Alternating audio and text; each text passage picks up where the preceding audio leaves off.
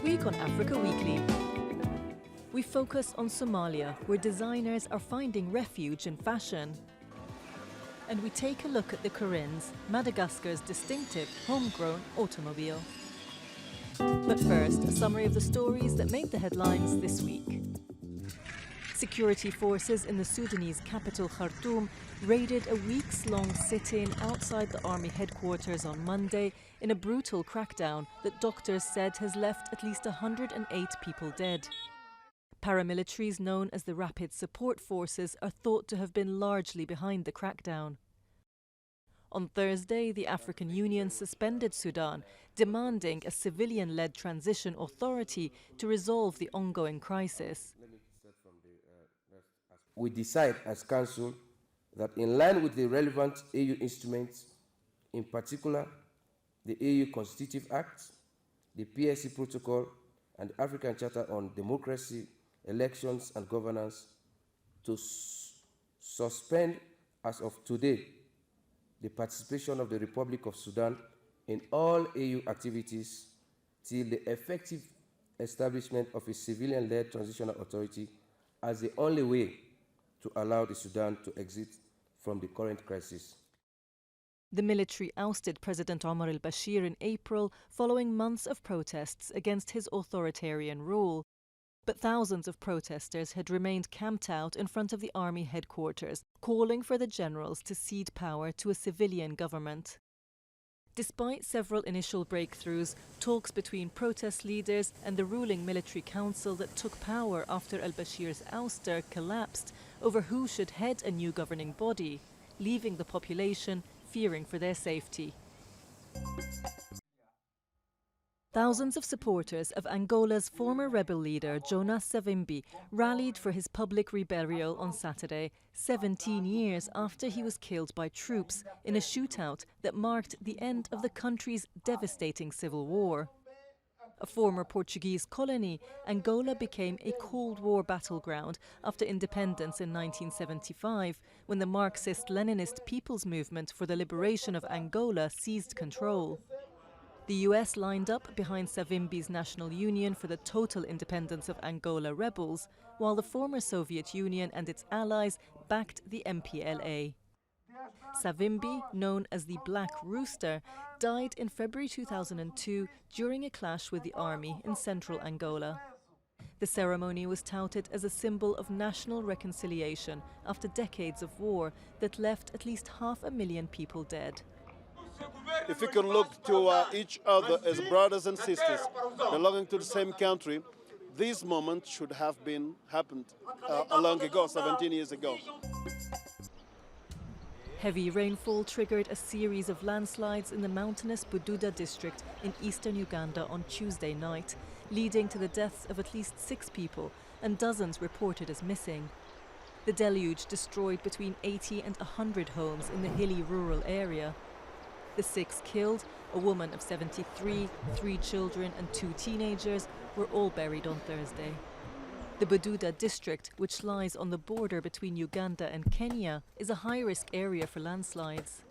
In 2018, 41 people were killed after a river in the region burst its banks, and in 2010, more than 100 people were killed in a landslide.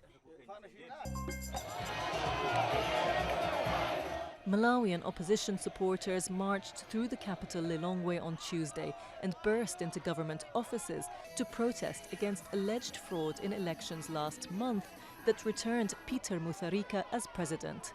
Backers of the opposition Malawi Congress Party claim that their leader Lazarus Chakwera was robbed of victory in the May 21 election, which an official count showed he lost by just 159,000 votes.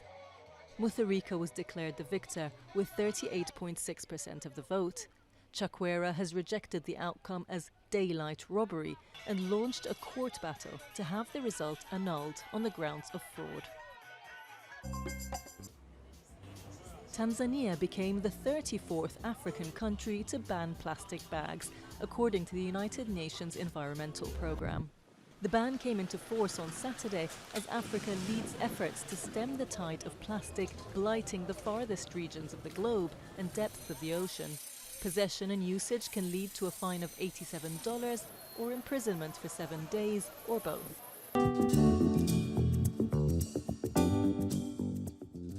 Somali designer Hawa spends her days dreaming up new creations.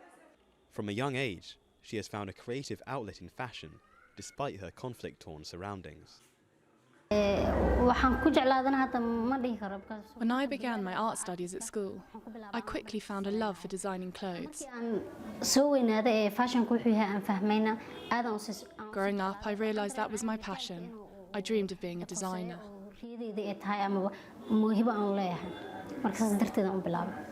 Somalia has been ravaged by decades of war, and the Islamic militant group Al-Shabaab stages regular attacks, making life here precarious.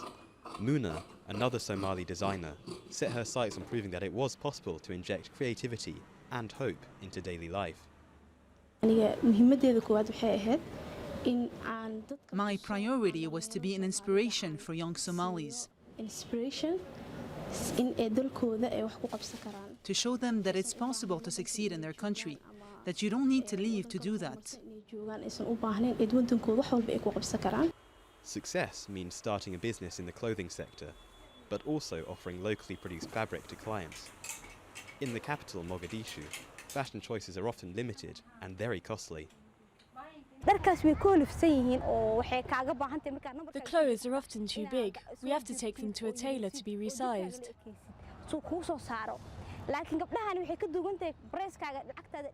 Here it's different. We can choose a design and have a dress in our size, and the price is much lower than imported clothes.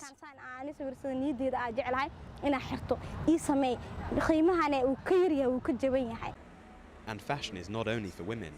Some young men are also venturing into the sector, despite the weight of strict traditions that could discourage them.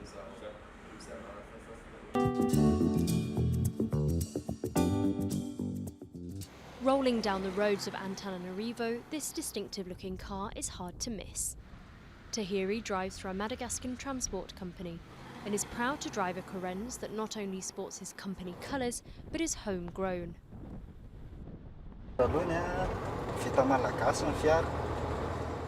This car is made in Madagascar by Malagasy people. We buy Malagasy products to support Malagasy businesses. This car is easy to maintain because it has a Peugeot engine, which means it's not difficult to find parts because we can buy them in many shops. While the engine might be imported, the chassis, bodywork and electronics are all made and assembled here in Madagascar. And the car is also tailored to the poor road conditions and other local problems. It's very light, easy to push. It's a 4x4. The windscreen is very straight, and that's because of the greenhouse effect in the heat. The high windows are for security, and the tilted bonnet is for visibility. All of it has been conceived to be functional. At the start, no one had faith. Even our suppliers thought we were crazy. They'd say making cars in Africa with people who had no qualifications is completely impossible. Closed in 1991 after 11 years, the Korenz factory reopened its doors in 2009. Some 60 people work at the social enterprise, making around 3 cars per month. Joelina is one of 6 women working here. For her, being a mechanic is a dream come true.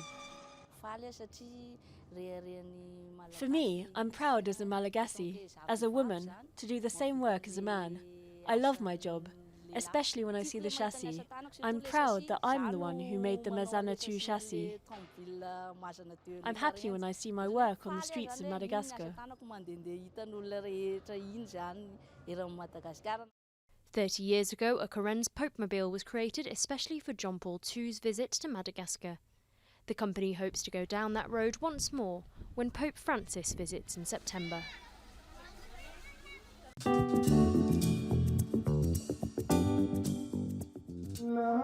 As Burkinabe Muslims in Ouagadougou gathered to celebrate Eid al-Fitr on Tuesday, marking the end of the holy month of Ramadan, the Archbishop of the city called on both Christians and Muslims to work together to end a recent wave of violence that has led to the deaths of multiple Christians in the country.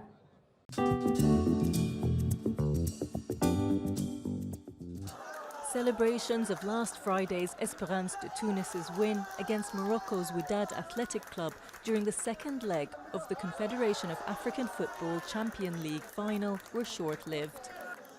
Esperance were initially handed the title after the Moroccan side walked off an hour into last week's return match in Tunis because VAR was unavailable to judge a disallowed equaliser. The African football's governing body then ordered the abandoned second leg of the match to be replayed in Egypt from June 21st to July 19th. That's all from us at Africa Weekly. Until next week.